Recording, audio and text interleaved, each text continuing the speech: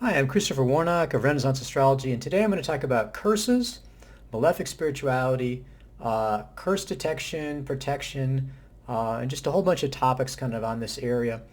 Um, what really kind of prompted this is I get a lot of what I would call pop curse inquiries. And so this is the sort of thought process that people have. So people have any sort of persistent or significant life problem, and they're like, aha, the light goes off. They're like, I must be cursed. I mean, that's the only possible answer for having troubles in my life. If it's, if it happened repeatedly or it happened, for a couple of years or something. Alternatively, people will say, oh, I have a family curse. My family's cursed or something like that. Okay, so they have this sort of vague idea of some deliberately placed negative spiritual thingy somehow, like a spell, something like that. Somebody put a spell on them, a witch or I don't know, whatever, some vague sense of it. And that's the cause of the problems. And so the idea is that then if you find this curse and then you remove it, which is relatively easy, I guess, according to their thought process, then instantly solve all their problems. Everything will be great. So it's a nice sort of like easy, quick, way to understand their situation because obviously this if anything's going wrong, it must be sort of this malefic. Somebody did it to them. And really, if you think about it, I call this like, who stole my pencil? I mean, you lose your pencil and you're like, where is it? And you're like, who stole my pencil? That's the automatic thing that pops into your mind. Because obviously, if something's not going the way you want it to, it's because there's some person who's deliberately and maliciously doing it to you on purpose. So that's the only possible X. So that's the thing that springs to mind immediately. So that goes with the curse stuff too, because people have this sort of vague idea of curses and they don't really know what that is. And this is how it kind of goes together.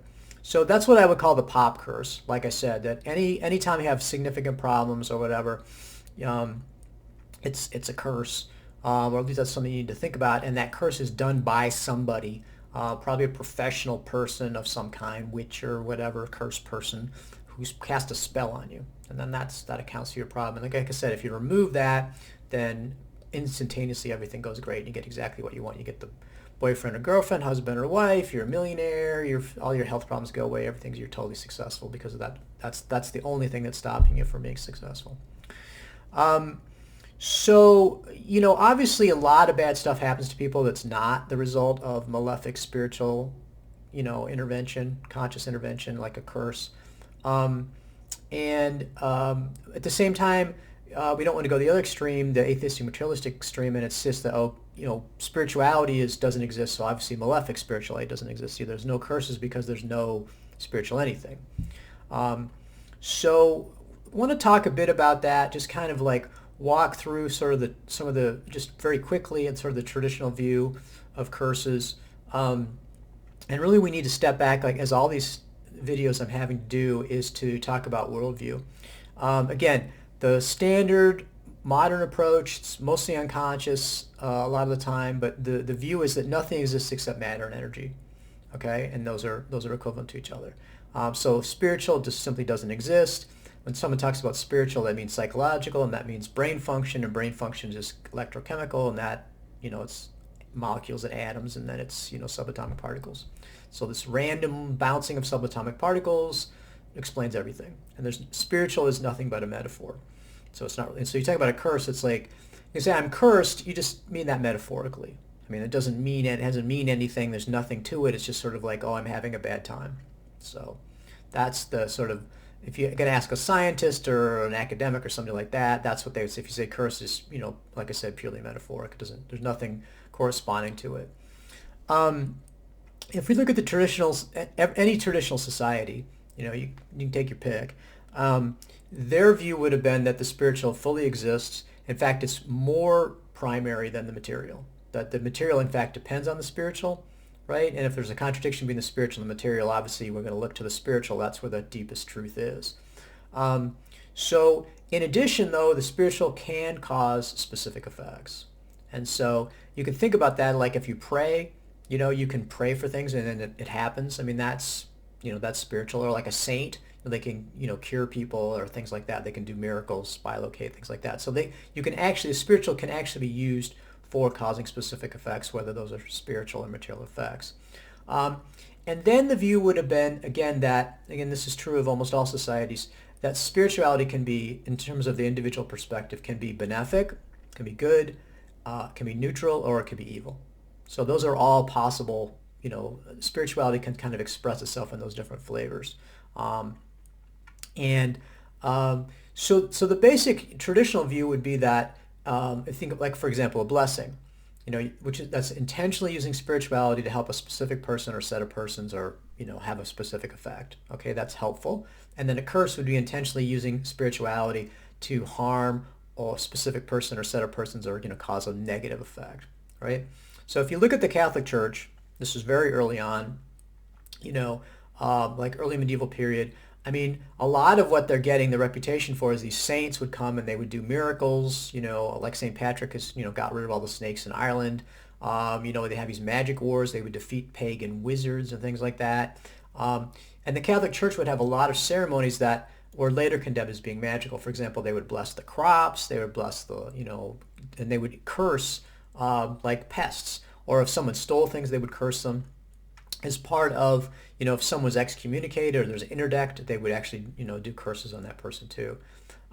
So this deliberately bringing this spiritual, power to bear was something that was a bedrock part of, the whole, everyone's outlook, into part of the, the standard spirituality. Now, what they didn't like was people kind of going off on their own and doing it. They didn't want people setting themselves up to be doing it individually, particularly since when we're talking about curses, that could be a very negative use of it. But this is, true of for example, there's historically attributed that a tribune cursed Crassus. This is like one around, I'm trying to think, it's before the birth of Christ. So it's like, I forget Crassus. This is all the fall of the Roman Republic. So like I said, like 100 BC or so. It leaves Rome, and the tribune didn't think it should leave, so he actually cursed the army, and then it was destroyed by the Parthians near Haran. So, I mean, that's historically well attested to. And again, it was assumed that's what had happened, that this tribune, who was an official of the Roman government, also had a spiritual role. That they're calling upon these spiritual forces to have a negative effect, could actually bring pretty serious effects. In this case, like I said, the army was destroyed. Most traditional cultures will have curses.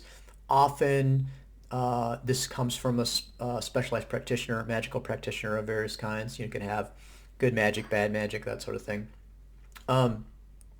Normally a curse, there's an intentionality to it.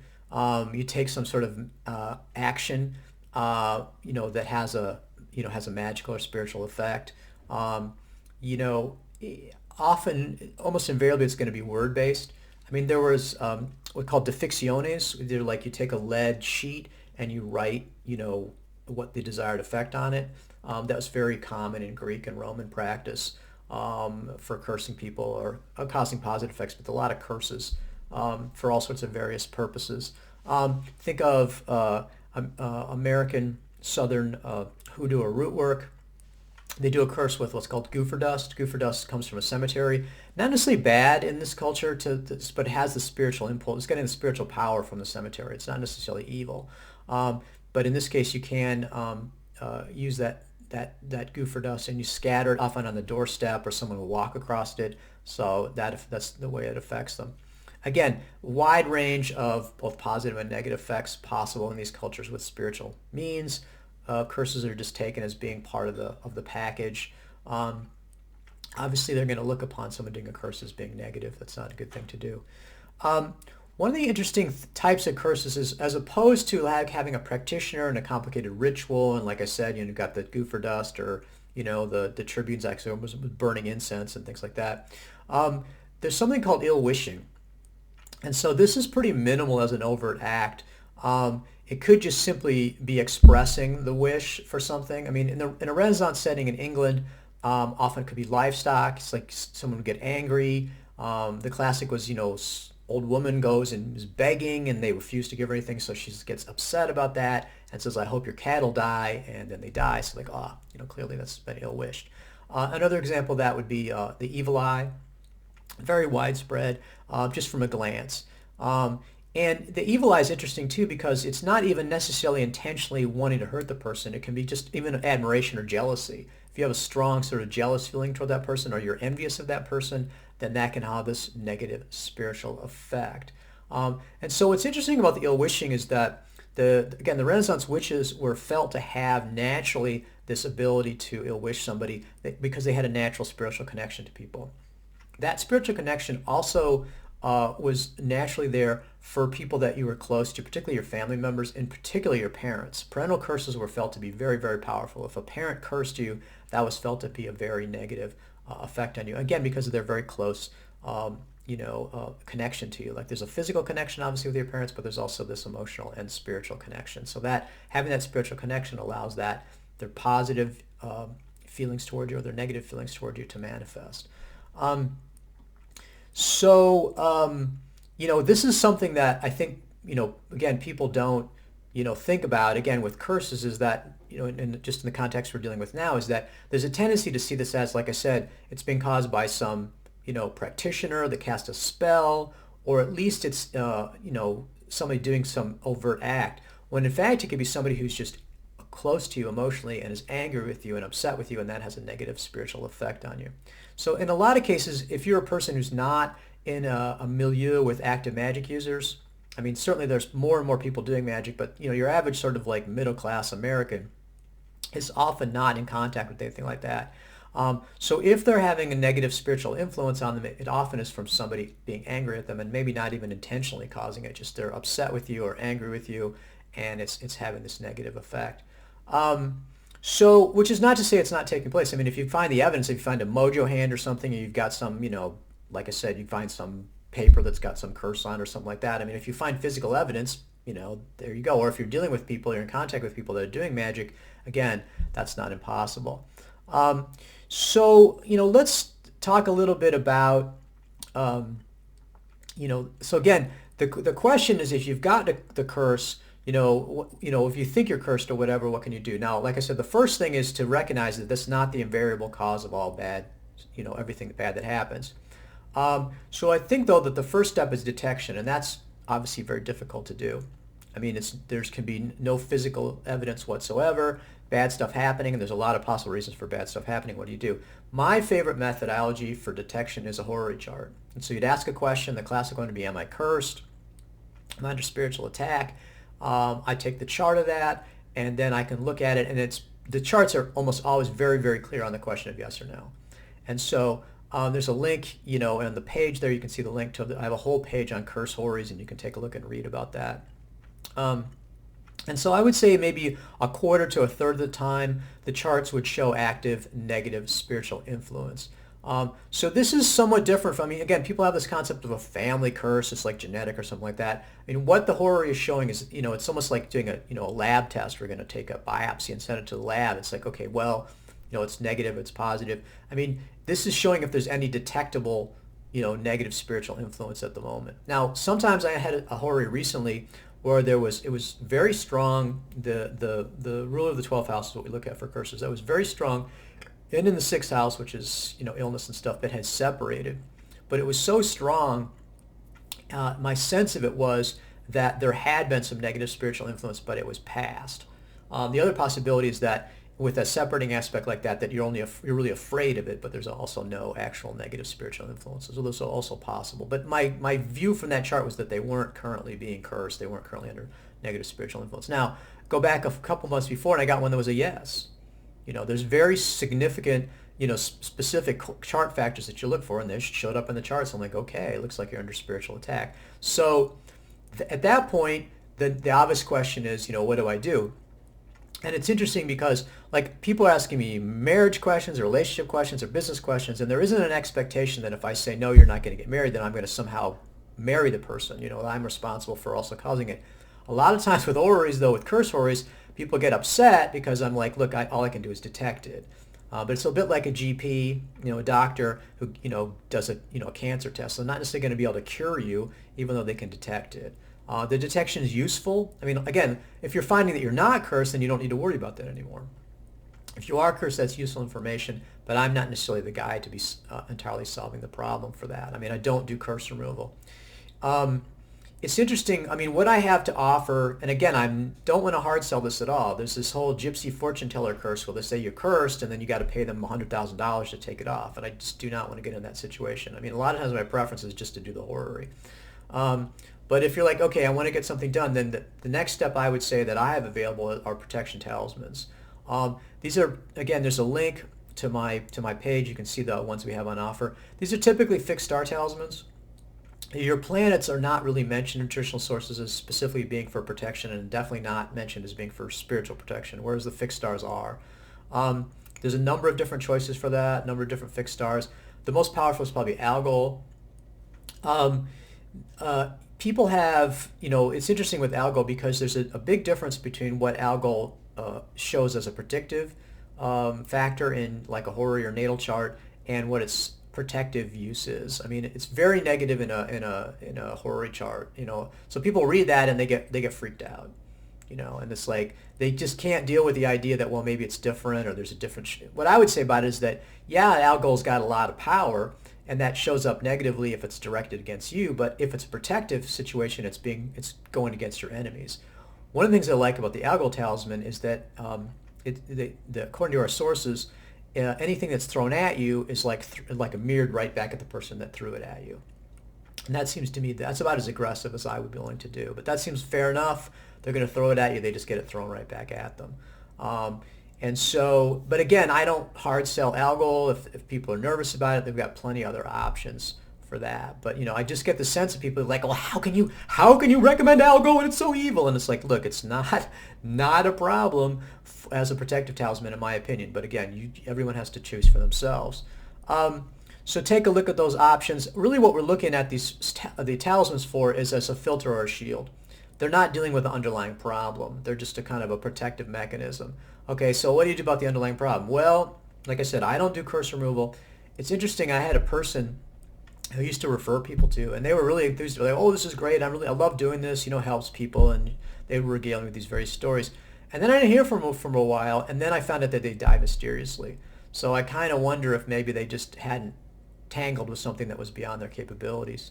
And so that was very interesting. But again, like I said, I can do a pretty good job of diagnosis. Now, part of that diagnosis is going to be yes or no. Who did it? I mean, you're not going to get a name out of the chart, and you might get, sort of like vaguely like the relationship or something like that, and that's also possible. But again, you can't take that chart and run out and accuse somebody of it. And that's what I would say. One of the things that's really important about this curses is that I think it's only justifiable to take spiritual countermeasures, and the evidence here is just so, I mean, you're talking about something spiritual. It's extremely difficult to figure out what's going on. Who caused it, why, blah, blah, blah, all the things going into it, we don't know. And to be rushing off and confronting somebody, or taking, some sort of physical action, or even doing attacks spiritually, I think is really a bad idea, because you just don't know what the facts are in the situation. And you certainly don't want to be attacking somebody and then finding out, oh, they had nothing to do with it. I mean, I had a situation with that fairly recently, and somebody apparently, like, social media, and somebody was like, I somehow got the idea that I had cursed them or something, and then they came to me later and said, oh, well, I found out that's not true. And I'm like, this is ridiculous. I don't do spiritual attacks on people, and the whole thing was absolutely ridiculous. And it basically was coming out of their paranoia and their fear, and those are not good guides. You know what I mean? If you're acting out of fear, if you're acting out of lack of knowledge, and then you're attacking people, that's just, that's a really, really bad state to be in. So what I would say is, though, if you're using a protective talisman, all you're doing is setting up a shield. And so if it turns out there's nobody you're protecting yourself from, that's not a problem, and you're certainly not unjustly going after anybody. So that's what I would say is, and again, prayer.